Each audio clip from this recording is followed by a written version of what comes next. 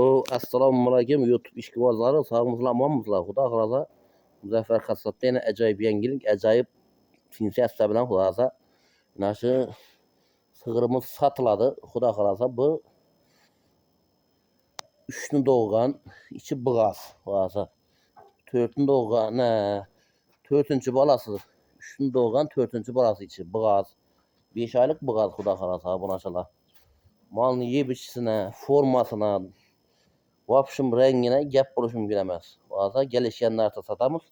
Bakasın çazım diyen abonaçılara varsa bakası 21 milyon aytamız gelişip kayıtıp çıraylı narkta birimiz abonaçılar. O da varsa gele versin yiyip içirip görüp netip pisentine cevap veremsine dostlar. Varsa kanalda yeni butonla abone olmayı unutmayın. Like, comment, pot atınlar varsa gele versin. Sıfatlı malla, sıfatlı göğüşte olsa Tolkam Müzəffər Xəssatda yenə dostlar gələ verirlər yenə. Bığazlığına garanti 5 aylık bığaza bulaşırlar. Sağ olun, sağ olun. Görüşüncə xeyir.